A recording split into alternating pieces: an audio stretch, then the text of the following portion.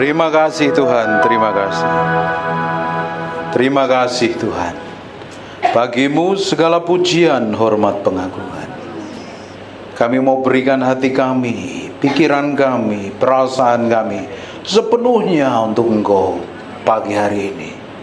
Kami minta roh hikmat, wahyu, dan pengertian, dan kami minta hadirat-Mu tinggal di antara kami. Buat sesuatu yang spesial pagi hari ini.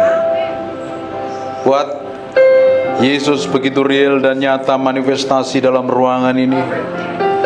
Buat setiap orang alami Tuhan dan mengalami hadirat Tuhan.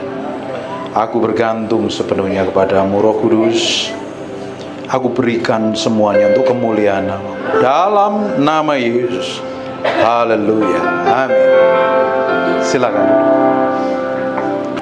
Pegang handphonenya dulu. Handphonenya mana? Dipegang dulu dan di silent. Saya nggak mau dengar suara handphone pagi hari ini.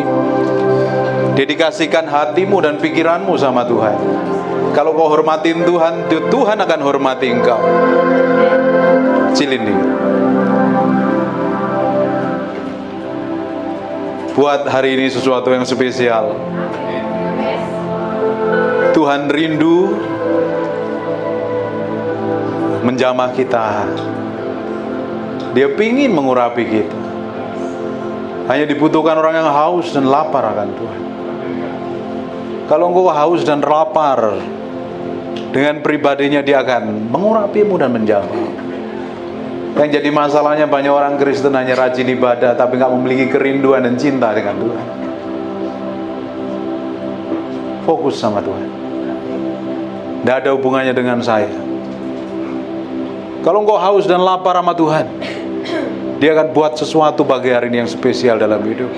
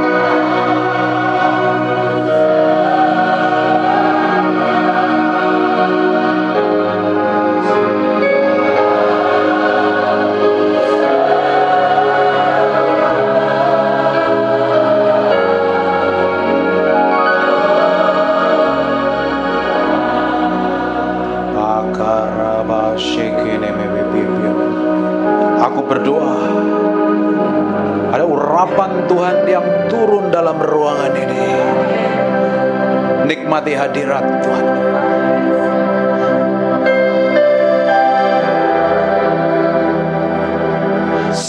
Aku berdoa ada urapan Tuhan sedang turun mengalir dari ujung ke ujung. In Jesus' name. Pak, angkat tanganmu dua-dua. Bu, angkat tangan. Terima pengurapan itu. Jesus. Now.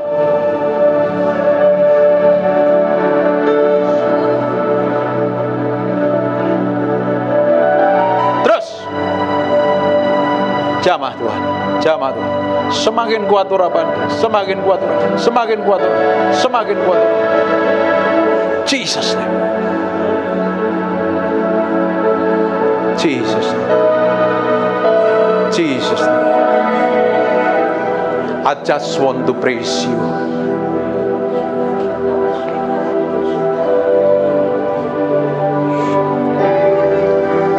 Dalam nama Yesus. Jesus name, Jesus, Jesus, Jesus name, Jesus. Jesus.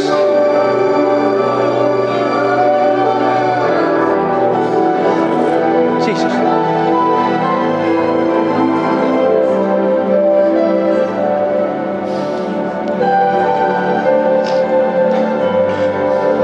Angkat tangan, angkat tangan. Tuhan, terima pengurapan Jesus. Go. Jesus. Jesus. Roh Kudus, pengurapan mengalir berikut. Jesus name. Jesus. Terima pengurapan ini. Dalam nama Yesus, pengurapan itu semakin kuat untuk ibu ini. Dalam nama Yesus. Nah.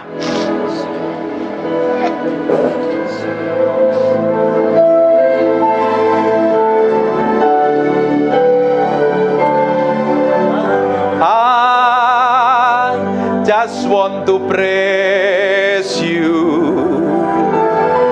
and lift my hands and say I love you. You are everything to me, and I exalt your holy name. Yang sebelah sini angkat tangan. Orang-orang sebelah sini. Tuhan, bagian tempat ini nih, orang-orang ini Tuhan, lawat dalam hadirat, dalam hadirat, jamah mereka satu persatu. Jesus.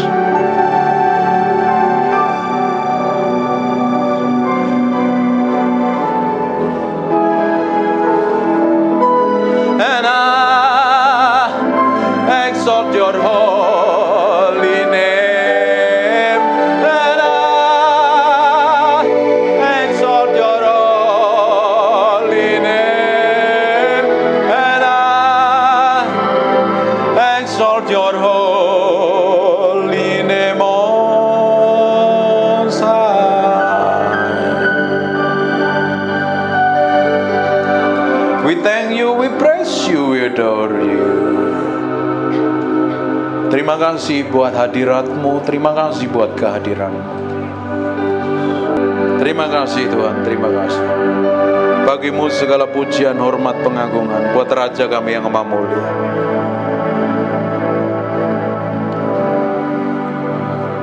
Kami mau belajar firman-Mu, kami mau diam mendengarkan apa yang Kau mau. Dalam nama Yesus, haleluya, amin. Siapa yang merasakan hadirat Tuhan? Setiap kita nyembah Tuhan, kita itu mendedikasikan hati kita ini untuk Tuhan. Waktu kita menyembah Tuhan seperti ini, hatimu jadi korban di hadapan Tuhan. Yang jadi masalahnya, kita ini jadi korban seperti apa di hadapan Tuhan? Berkenan apa enggak? Semua orang bisa bermain musik, jago-jago nih, profesional. Nyanyinya bagus, suara saya sember, kayak kaleng kongguan di keret truk. Tapi ketika ada urapan Tuhan, itu jadi berbeda. Semua orang bisa nyembah Tuhan, semua orang bisa berdoa, semua orang bisa khotbah, semua orang bisa bernyanyi. Tapi tidak semua orang bisa menghadirkan Tuhan dalam penyembahannya. Tuhan memang omnipresent, ada di mana-mana. Yang omnipresent itu tidak mengubahkan. Bukankah Tuhan ada di mall ini? Dan orang di mall melakukan aktivitas seperti biasa. Mereka nggak bertobat. Tuhan juga ada di diskotik dan di pelacuran. Tapi Tuhan yang di sana tidak merubah apa-apa. Tapi ketika His manifested presence, hadirat Tuhan yang dimanifestasikan, itu bisa merubah hati orang. Merubah hatimu. Merubah hatinya Saulus menjadi Paulus. Dibutuhkan orang yang pikul salib, sangkal diri, mati daging, berendam dalam hadiratnya. Bapak Ibu suka dengerin khotbah saya kan? Nggak suka ya? Cari di YouTube, jangan lupa like, comment, dan subscribe, serta share. Peter Guntur. Saya ini terkenal pendeta yang keras sekali. Karena ikut Tuhan itu tidak main-main. Kalau ikut Tuhan main-main, hari Minggu kamu bisa duduk di gereja manis, tapi di sisi lain kamu bisa melakukan dosa, perbuatan jahat. Kamu juga bisa pelayanan, tapi hatimu busuk dan jahat, tidak berkenan di hadapan Tuhan. Ini udah akhir tahun, kita mau koreksi diri loh. Sepanjang tahun ini, sepanjang dari bulan 1, tanggal 1 Januari sampai tanggal ini, hari terakhir ini, apa yang kita lakukan untuk Tuhan? Benar nggak hidup kita nyenengin hati Tuhan? Benar nggak kita lakukan segala sesuatu tepat seperti yang Tuhan mau dan Tuhan inginkan? Atau kita jalan mau kita sendiri, ngikutin kehendak kita sendiri, ngikutin ego dan hawa nafsu kita sendiri, sehingga hidup kita babak belur, kacau dan berantakan, trouble melulu. Dan harusnya perjalanan kekristenan kita kan beranjak dari kemuliaan satu pada kemuliaan yang lain, dalam urapan satu pada urapan yang lain, from glory to glory. Perjalanan kekristenan yang sejati menurut kerajaan Allah adalah naik bersama Tuhan. Memang bisa kita lewat padang gurun, kita ngalami tekanan, himpitan, persoalan kayak apapun diizinkan terjadi, seperti bangsa Israel keluar dari tanah Mesir menuju tanah perjanjian. Tidak langsung menuju tanah perjanjian, tapi lewat padang gurun. Tapi tujuannya untuk dites hatimu, nempel sama Tuhan apa tidak. Kalau tidak, percuma jadi orang Kristen. Punya KTP Kristen, minggu ke gereja kelakuannya tidak berubah, sikapnya tidak berubah. Ini momen akhir tahun kita mau koreksi diri loh. Sepanjang tahun ini kita udah ngelakuin apa? Hidup dalam ketetapan ilahi, berjalan seperti yang Tuhan mau, atau hidup mau kita sendiri? Amin. Belum sarapan, agak sok ya. Tapi ini mempersiapkan hidupmu di tahun 2024. Engkau akan mengalami promosi dan peninggian. Hidupmu jadi terang, dia jadi berkat. Kalau enggak, hidupmu akan sama loh. Jangan sampai hidupmu sama 31 Desember 2023 sama dengan 3 Desember, 31 Desember 2024. Kalau sama, ada yang perlu dirubah itu. Makanya kita prepare hari ini. Besok kita berjalan dalam kemuliaan. Hari ini berjalan dalam kesucian. Besok berjalan dalam kekudusan. Hari ini berjalan dalam kemuliaan Tuhan. Urapanmu semakin tebal, hikmatmu semakin tebal, pengendalian dirimu semakin powerful dan dahsyat. Bapak bisa bayangkan betapa besar pengaruh yang Tuhan taruh dalam hidupmu. Keputusanmu hari ini akan mengubahkan banyak orang di depan sana loh. Artinya engkau ini orang penting, artinya engkau ini orang spesial. Keputusanmu hari ini untuk berjalan bersama Tuhan, ke depannya tahu nggak? Akan banyak orang diberkati, banyak orang diubahkan, banyak orang dipulihkan, banyak orang disembuhkan. Dan dibutuhkan hati yang mau berubah dan bertobat. Ibu ngerasain apa nangis terus? What happened with you? Roma pasal yang ke-6 ayat 4 mulai. Dengan demikian kita telah dikuburkan bersama-sama dengan Dia oleh baptisan dalam kematian, supaya sama seperti Kristus telah dibangkitkan dari antara orang mati oleh kemuliaan Bapa, demikian juga kita akan hidup dalam hidup yang baru.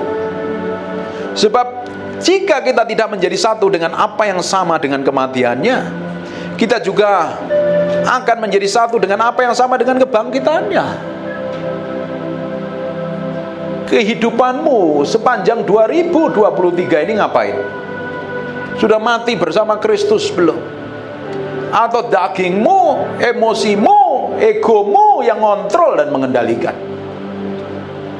Yang gampang tersinggung, yang gampang marah, yang gampang emosi, yang simpen dendam.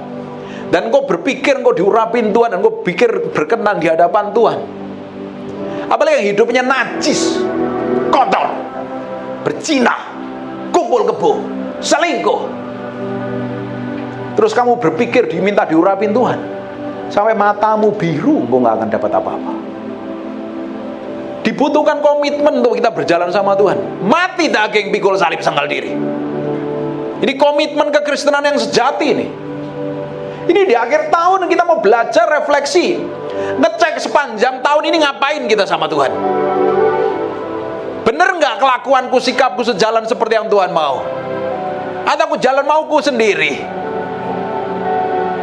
Berpikir semau saya sendiri, ngambil keputusan seenak perut saya sendiri, bertindak semau saya sendiri. Semuanya yang kulakukannya memuaskan ego dan hawa nafsuku sendiri. Kalau seperti itu, hari ini masih ada kesempatan untuk belum berubah. Ketika engkau berubah, akan banyak orang di sekitarmu akan menikmati hadirat Tuhan melalui. Katakan amin. Jadi kekristenanmu itu bukan main-main, sekedar datang ke gereja, dengerin khotbah 45 menit terus pulang. Sibuk cari makan di bawah sana atau di atas sana, di mall ini loh maksudnya. Terus kamu lupa dengan apa yang diajarkan di khotbah. Hidupmu dari tahun ke tahun seperti itu, gak akan ngalami apa-apa loh. Bapak Ibu, setiap hari saya itu ngonselingin orang, hampir setiap hari. Saya temukan orang Kristen yang bertahun-tahun bergereja, orang Kristen yang di atas 3 tahun, tapi hidupnya masih babak belur, gak ngerti firman, masih nyari pendeta. Memang pendeta dibutuhkan untuk membimbing kok. Tapi kalau kekristenanmu selama 3 tahun ini gak bertumbuh ke arah Kristus, sudah ngikut Tuhan bertahun-tahun, udah dengerin khotbah, ribuan khotbah, datang ibadah, ikut seminar, ikut retret, ikut doa dan segala macam, tapi kekristenanmu babak belur dalam hari-harinya, kacau, nggak tahu pakai firman yang mana, nggak tahu harus bertindak seperti apa. Artinya engkau perlu pikul salib, tanggal diri, mati daging. Engkau perlu hidup serius dengan Tuhan. Kalau engkau hidup serius dengan Tuhan, hidupmu nggak minta dikonselingin, justru engkau akan jadi konselor. Engkau akan jadi berkat loh. Engkau bukan jadi nyari hamba Tuhan, justru engkau akan bisa jadi hamba Tuhan. Katakan amin. Jadi hamba Tuhan itu gak harus jadi pendeta.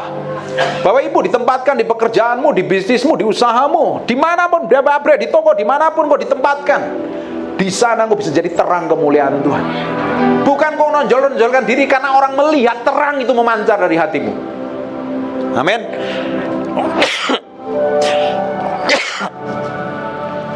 Kalau selama ini jadi troublemaker, dipertemukan dengan siapapun ribut, ketemu dengan siapapun gegeran, pindah tetangga ribut, pindah kantor ribut,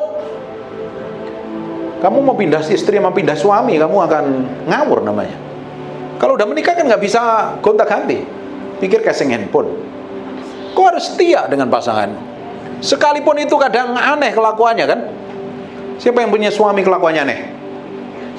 Nggak ada ini, kelihatan nih orang di sini luar biasa semua ini. Siapa yang punya istri yang horor? Oh, baik semuanya ini. Kalau kamu punya pasangan yang agak aneh kelakuannya, kamu tetap cintai dan tetap kasih kan? Dan dibutuhkan bayar harga kan? Pikul salib, sangkal diri, mati daging kan? Bener apa enggak? Enak apa enggak? Kekristenanmu tuh belajar setiap hari harus mati terhadap ego, terhadap hawa nafsu, terhadap keinginan, supaya sejalan seiring dengan Kristus, serupa dengan Kristus. Makanya kita dibaptis dalam kematiannya, dan kita dibangkitkan dalam kuasa kebangkitannya. Powerful. Katakan, kekristenan saya mulai hari ini powerful, nggak mimpi, nggak letoy. Senyum dulu kanan kirinya. Ini akhir tahun ya, Bapak Ibu meski senyum. Ku berbahagia, yakin teguh. Ku berbahagia. Pakai kunci apa? Ku berbahagia. Yakin teguh Yesus abai kepunyaanku, aku warisnya.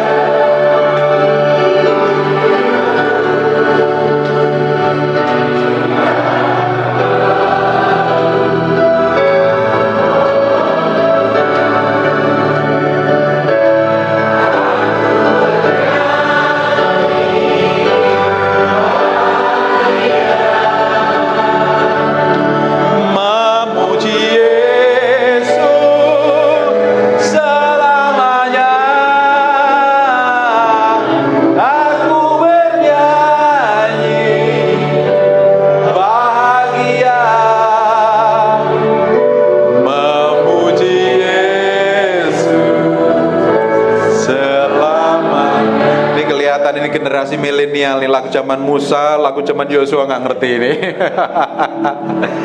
Ini akhir tahun, kita mau lihat sampai kedalaman batin kita. Di ayat yang ke-6-nya di Roma pasal yang ke-6 ngomong begini, karena kita tahu bahwa manusia lama kita telah turut disalibkan. Manusia lamamu harusnya mati. Manusia lama yang belum waktu dulu kenal Tuhan itu loh, yang gampang marah, yang gampang emosi, yang gampang ngambek, yang gampang tersinggung. Nggak ada semua kan di sini? Di sini nggak ada semua ini, mukanya sudah dipermuliakan Tuhan semua. Yang gampang ngomongin jelek orang lain, nggak ada kan? Di sini juga nggak ada, mukanya ceria semua. Apalagi ini udah dikuduskan dan disucikan, diurapi ini. Powerful semua. Manusia lama itu loh harus mati, harus disalibkan. Keinginan daging, hawa nafsu, nanti Bapak Ibu baca di Galatia, di Roma, di Efesus, itu manusia lama itu harus mati. Kalau engkau ingin memulai dengan tahun yang baru, engkau ingin menikmati di tahun 2024, engkau mengalami promosi dan peninggian, dimulainya dengan hari ini. Bapak Ibu, sebenarnya hari ini kita menikmati apa yang pernah kita tabur di masa lalu. Karena apa yang kita tabur, itu yang akan kita tuai. Engkau ingin menuai di 2024, promosi peninggian, engkau jadi terang, hidupmu jadi berkat. Dan dimulainya engkau harus nabur, hidup bergaul dengan Tuhan, hidup memiliki keintiman yang dalam dengan Tuhan. Terutama yang pelayanan-pelayanan ini, engkau meski doa di atas 3 jam tiap hari. Kalau enggak, engkau punya skill tapi enggak tanpa urapan, hanya sekedar punya skill. Terutama jemaat ini berdoanya minimal 1 hari 1,5 jam atau 2 jam. Halo. Karena yang paling penting dan terutama dalam kehidupan kita ini adalah bergaul intim dengan Tuhan. Karena nanti di ujungnya kita akan bertemu dengan Tuhan. Sebenarnya tanggal Agustus tanggal 5 kan saya harus khotbah di sini kan. Agustus kemarin itu. Tapi dibatalin kan. Tahu nggak apa yang terjadi? Saya ini baru sakit parah. Saya baru ada penyumbatan di otak sebelah kanan. Dan itu tanggal 3 Agustus, setelah saya pulang pelayanan dari Surabaya selama seminggu. Bangun tidur saya nggak bisa jalan, tangan saya kram, dan saya harus MRI. Pak Bambang telepon, Bapak bisa khotbah nggak? Nggak bisa Pak, saya nggak bisa jalan. Saya gemetaran. Waktu itu saya nggak bisa jalan selama 11 hari. Duduk, hanya bersandar, tidur, makan di ranjang. Tapi kalau ke kamar mandi dipapah sama istri saya. Tapi waktu dalam kondisi saya nggak bisa ngapa-ngapain. Orang yang paling tahu dan ngerti dan ngurusin adalah istri saya. Makanya bapak-bapak cinta istrimu. Loh, bapak-bapaknya, ibunya harusnya amin yang kenceng loh. Tak belain kok, ya diem aja toh. Bapak-bapak, engkau harus cinta istrimu dan sayangin. Kasih belanja yang lebih kalau bisa. Kurang kencang. Ibu-ibu juga cintai suamimu dan hormati dan kasih. Loh, kok malah nggak bisa ngomong kenceng nih? Ibu-ibu engkau harus cintai suamimu. Karena Karena dalam kondisi apapun yang bisa menemani, yang ngurusin kamu adalah orang yang paling kamu cintai adalah pasangan hidupmu. Makanya harus setia. Nih, ini akhir tahun ya. Sepanjang 2023 kalau engkau suka ribut dengan pasanganmu, hari ini pegang tangannya bilang I love you. Loh, mana ini? Samperin istrinya. Nanti bilang begini ya, tiap hari ya. Kamu tuh hari ini luar biasa, kamu tuh tambah cantik. Aku tambah jatuh cinta. Saya tuh setiap hari ngomong begitu sama istri saya. Hani, kamu hari ini cantik sekali, aku tambah jatuh cinta sama kamu. Loh, kita ini kalau semakin cinta Tuhan, kita semakin mencintai pasangan hidup kita loh. Aminnya kurang kenceng. Nah, kamu ngaku cinta Tuhan, kamu bergaul intim dengan Tuhan, kamu melayani Tuhan, tapi kamu galak sama istrimu, agak sadis dengan suamimu. Wah. Kan ada perempuan-perempuan yang lebihan kata-kata kan. Di sini nggak ada, sini udah berubah semua. Ada kan? Sampai semuanya diomongin, anjing, tikus, nyamuk, kecoa diomongin, dan suaminya sampai Hei, suami harus belajar dengerin istri ngomong loh. Ibu-ibu tak belain loh ini loh. Suami harus belajar mesra sama istrimu, belajar romantis. Pak, kita ini udah tua, Pak, udah orang timur, mana ada sih kayak begitu-begitu. Apalagi orang tua kita orang cungkok. Nggak ada mesra-mesraan. Dengerin baik-baik. Semakin kamu punya hubungan yang intim dengan Tuhan, semakin kamu mesra. Ketika kamu mesra, kamu nggak akan ribut dan gegeran, dan umurmu tambah panjang. Amin. Tapi kalau kerjaannya ribut, gegeran dan berantem, hari ini perlu berubah dan bertobat. Artinya egomu yang ngontrol, emosimu yang mengendalikan, engkau perlu menyalipkan dirimu di hadapan Tuhan. Tahun 2023 yang suka ribut, gegeran, berantem, kita memulai dengan tahun yang baru dengan kemesraan dan memiliki hubungan yang manis dengan orang sekitar kita. Amin. Kita lanjutkan lagi. Karena kita tahu bahwa manusia lama kita telah turut disalibkan supaya tubuh dosa kita hilang kuasanya. Kalau kamu mati terhadap semua keinginan dan hawa nafsumu, dosa lagi nggak berkuasa dalam hidupmu. Kalau hari ini dosa masih berkuasa dengan hidupmu, artinya engkau sering jatuh dalam dosa, sering engkau babak belur dalam kelemahan, sering dikuasai emosi dan pikiran yang belum ditaklukkan kepada Kristus. Artinya dosa masih berkuasa atas hidup. Tapi kalau engkau mati terhadap dirimu sendiri dan engkau hidup untuk Kristus sepenuhnya, mati terhadap semua keinginan. Makanya saya bilang, orang yang memiliki hubungan intim dengan Tuhan secara pribadi, dia tahu bagaimana menaruh hati sepenuhnya di hadapan Tuhan. Dia tidak mau bertindak sembarangan, dia tidak mau bertindak sembrono, dia nggak mau berpikir sembarangan, dia nggak mau berpikir sembrono. Karena yang dipikirin hati Tuhan, karena apa yang aku lakukan ini menyakitin hati Tuhan apa tidak. Sama seperti kita mencintai istri kita, para suami, atau ibu-ibu mencintai suamimu. Semakin kau mencintai pasanganmu, kau nggak mau ngomong sembarangan kan, nggak mau bertindak sembarangan kan, takut melukai dan menyakiti. Jangan-jangan yang aku lakukan ini melukai. Wong kita saja yang hubungan baik-baik saja kadang ngomong salah aja istri langsung mukanya berubah kan. Ada yang mengalami kayak begitu nggak bapak-bapak? Aku salah ngomong nih. Kenapa ini tiba-tiba kok istriku berubah? Saya kalau istri saya mukanya udah bermuram durja, saya mesti koreksi diri loh. Wah, ini ada yang salah nih, saya ngomong apa ya?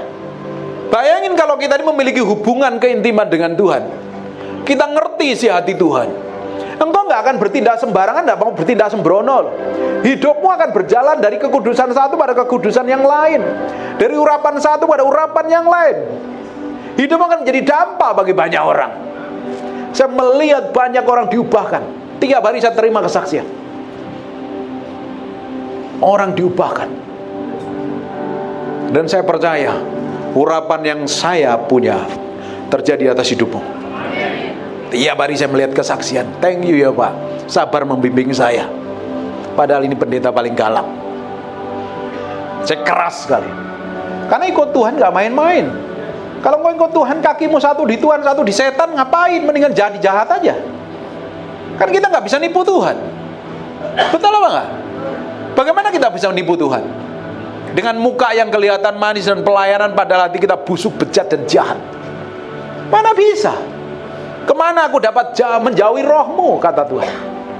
Engkau di ujung langit, engkau ada di sana. Di dunia orang mati engkau ada. Di ujung bumi engkau ada. Terus kita berpikir melakukan segala sesuatu secara tersembunyi. Dan kita pikir Tuhan gak lihat, Tuhan gak perhatikan. Ya, kita kesel sama orang aja, Tuhan tahu kok isi hatimu.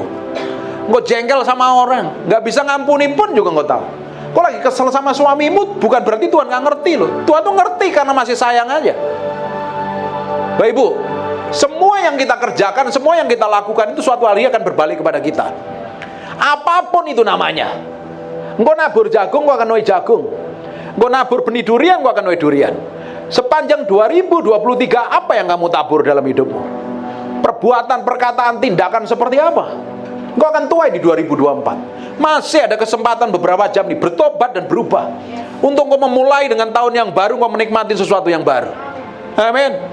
Hati-hati dalam bertindak. Orang yang mencintai Tuhan, dia hati-hati dalam bertindak. Dia takut nyakitin hati Tuhan. Karena Tuhan punya perasaan. Makanya di Efesus katakan, jangan dukakan rohku. Jangan dukakan Roh Kudus. Kata duka itu disakitin pikiran dan perasaan loh. Sama seperti perempuan, ibu-ibu ini, ketika suamimu ngomong sedikit dengan nada tinggi, kamu terluka kan?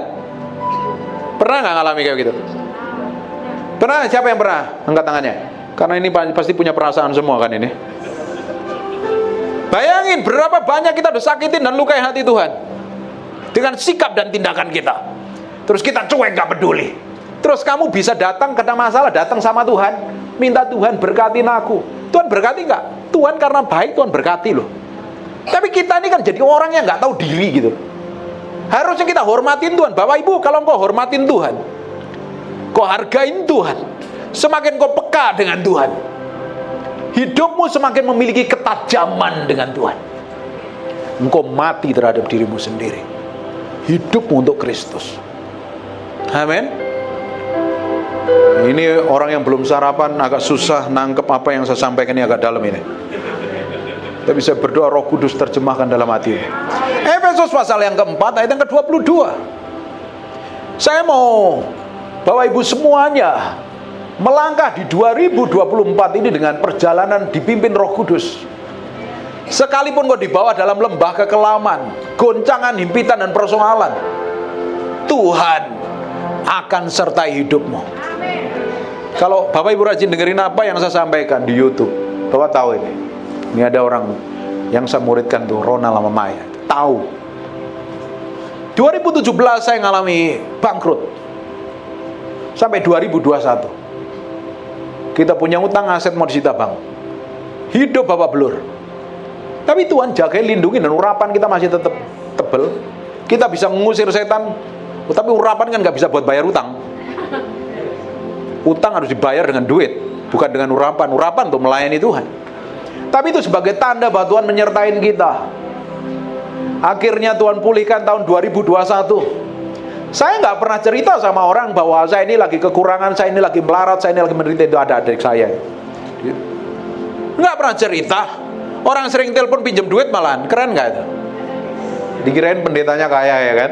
Memang kaya sebenarnya, hanya ceknya belum cair dari surga.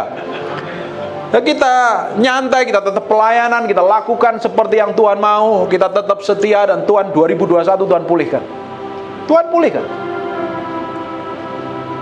2022 kita nikmatin hidup bahagia ya kan, gak ada problem. 2023 saya sakit. Setelah saya sakit 11 hari gak bisa jalan, hari ke-14-nya saya udah bisa khotbah. Sebulan kemudian, gak sampai sebulan ya, saya ke Surabaya, pelayanan ke Surabaya. Selama seminggu full, 2 hari, sehari 2 kali khotbah. Pulang ke Jakarta khotbah sekali, terus pergi kita pelayanan ke Singapura. Selama seminggu khotbah full, sehari 2 kali di Singapura. Pulang retreat. Oh, belum. Pulang saya langsung gak bisa jalan seminggu lagi. Sakit, napas saja sakit. Terus sembuh pas retreat. Kita retreat ke puncak, sembuh. Pulang dari retreat sakit lagi, seminggu gak bisa jalan lagi. Napas tok itu loh sakit. Loh Tuhan, aku tuh melihat urapanmu begitu powerful dan dahsyat. Aku melihat penyertaanmu, aku melihat kuasamu, melihat mujizat dan lain sebagainya. Dan saya hanya bersyukur sama Tuhan loh. Dalam kondisi seperti ini saya hanya bisa nyembah Tuhan, Saya tidak pernah komplain. Bapak Ibu, kalau engkau ngadawin masalah, himpitan, tekanan, persoalan yang berat kayak apapun juga, dengerin baik-baik. Jangan pernah curiga dengan Tuhan yang kita sembah. Hobinya Tuhan kita itu adalah memberkati, mempromosi. Aminnya kurang kencang. Hobinya Tuhan itu memberkati, mempromosi, mengangkat kita naik. Tapi kalau engkau diizinkan lewat lembah kekelaman, jalan terus sama Tuhan. Tidak usah pusing dengan kata orang. Kau jalan sama Tuhan, kemuliaan itu akan semakin powerful dalam hidup. Dalam kondisi susah, engkau hanya cukup bisa bernyanyi. Aku bernyanyi bahagia. Coba bahagia. Yang pakai masker tutup dulu, buka dulu sebentar. Nyengir sedikit sama kanan kirinya. Coba sebelum.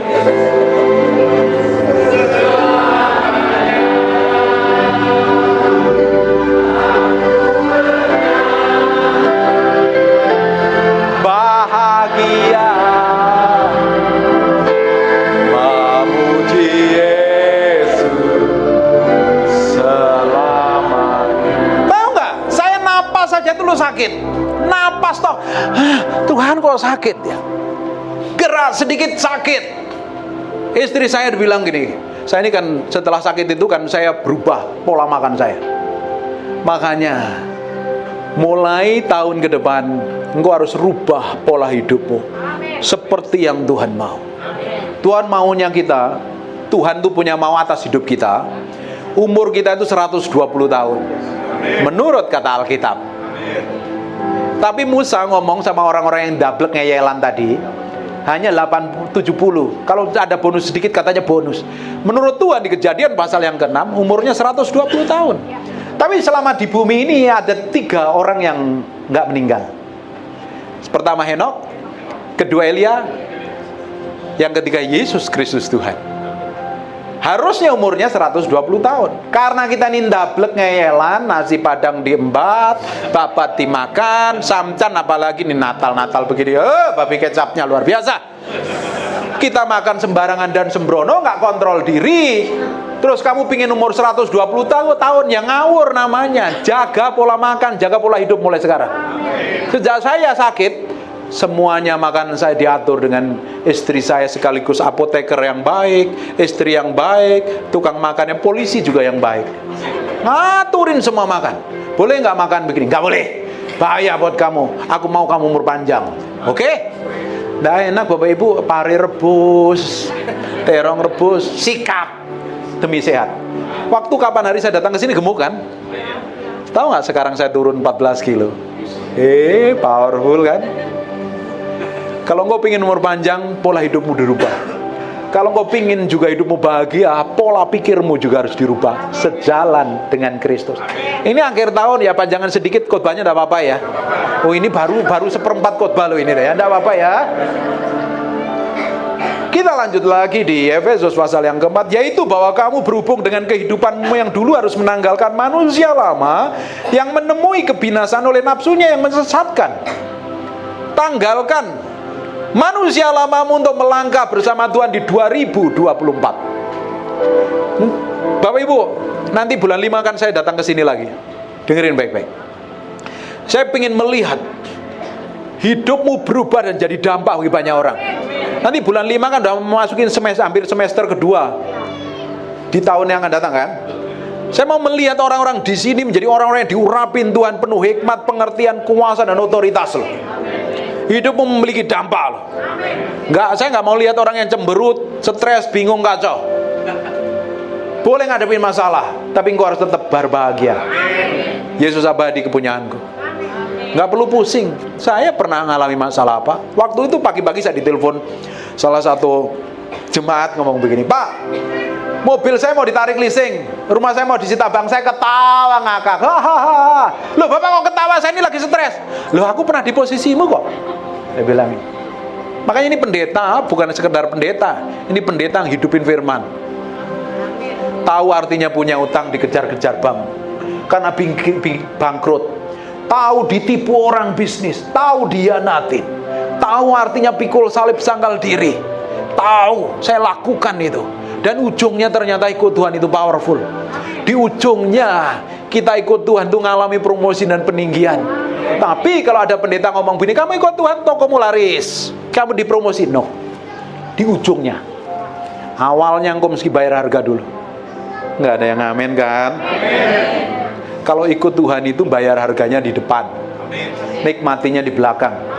Kamu nikmatin dosa, ngikut setan, nikmatinya di depan, bayarnya di belakang. Mahal. Ngerti nggak nih? Bapak Ibu, mulai dengan kehidupan yang baru. Ketika engkau memulai kehidupan dengan pikiran yang baru, dengan karakter yang baru, manusia lamamu kamu tanggalkan. Please, anak kecil bisa disuruh kasih permen coklat, atau dikasih dot atau susu, atau dikasih sinlin di bawahnya, biar nggak ganggu yang lain. Sampai mana ini kan? Bingung kan? Tanggalkan manusia lama. Manusia yang dikendalikan oleh emosi pikiran. Dengerin baik-baik. Orang Kristen tuh hidupnya dipimpin Roh Kudus. Katakan amin. Tapi pada kenyataannya kamu dipimpin Roh Kudus atau dipimpin pikiranmu sendiri? Dipimpin kemauanmu sendiri. Berapa banyak di antara kita yang dipimpin oleh emosi kita, kehendak kita? Coba kita mau flashback ya. Selama 2023, sepanjang hidup yang kita jalani, hidup kita dipimpin siapa? Coba cek.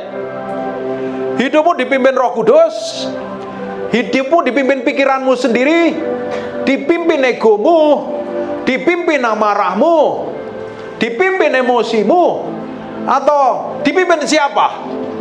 Tahu gak kenapa Tuhan mau hati kita sepenuhnya jadi tempat tinggalnya Dia? Kenapa Tuhan mau hidup kita menjadi tempat tinggalnya Dia? Karena Dia mau memerintah dan berkuasa sepenuhnya dalam hidup kita.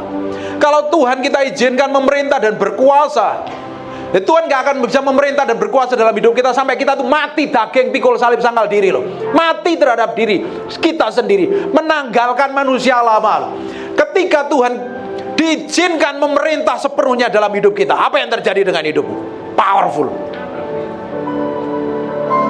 Tapi kalau egomu yang mimpin, perasaanmu yang mengendalikan, apa yang terjadi? Kok jadi orang Kristen yang keras kepala? Tidak heran sepanjang 2023 isinya trouble dengan orang lain. Kalau kita sering trouble dengan orang lain, cek sebenarnya ya hatiku ini benar dengan Tuhan apa tidak. Saya perhatikan setiap dari semua orang yang saya konselingin, saya punya survei tersendiri. Menurut saya ini, orang yang bikin trouble terus, orang yang bermasalah terus, sebenarnya mereka adalah orang-orang yang tidak memiliki hubungan yang dalam dengan Tuhan. Hubungannya nggak benar dengan Tuhan. Orang itu kalau memiliki hubungan yang benar dengan Tuhan, bukan hanya ikut doa fajar loh, bukan ikut ibadah loh, secara personal engkau memiliki hubungan personal dengan Tuhan. Seperti kita membangun hubungan personal dengan pasangan hidup kita. Duduk diam kan kadang, ngobrol kan. Kadang ngobrol di Starbucks dengerin istri cerita dari artis, dari masakan, dari yang viral di TikTok segala macam kan. Bapak pernah dengerin kayak begini nggak sih? Pernah Pak? Luar biasa loh. Dengan kita ngobrol seperti itu, kadang sebelum tidur kita cerita banyak hal ya. Karena suami istri itu kita hidup bertahun-tahun ya, bisa puluhan tahun, ada yang menikah ada 30 tahun, 40 tahun, 20 tahun, belasan tahun. Kadang di tempat tidur, sebelum tidur kita ngobrol, pembahasan nggak ada habis-habisnya kan. Benar apa enggak? Dan tidak pernah bosan kan? Itu artinya kamu benar-benar mencintai pasanganmu. Tapi kalau kamu bosan dengan pasanganmu, itu ada trouble ya. Sama dengan Tuhan, hubungan kita dengan Tuhan. Nah kamu bosan ngobrol dengan Tuhan, bergaul dengan Tuhan, ada masalah dengan hidupmu. Ini orang yang berdoa itu trouble loh hidupmu. Tuh lihat ngomongnya ketus, galaknya bukan main, tajamnya bukan main. Terus kalau ngelihat orang, lihat dari atas bawah, siapa lu? Terus kalau ada orang ngobrol-ngobrol dipikirin tuh, ada orang lain ngobrol berdua ambil ketawa kecil-kecil, jangan-jangan ngomongin gua, jangan lihat baju gua, jangan-jangan ngomongin gua di betis gua nih kayak pemain bola nih kayaknya. Karena apa? Hidup dikontrol oleh pikirannya sendiri. Harusnya hidup kita dikontrol oleh Kristus sepenuhnya. Katakan amin. Bayangkan kalau Tuhan yang ngontrol hidupmu, apa saja yang dikerjakan tanganmu Tuhan akan bikin berhasil.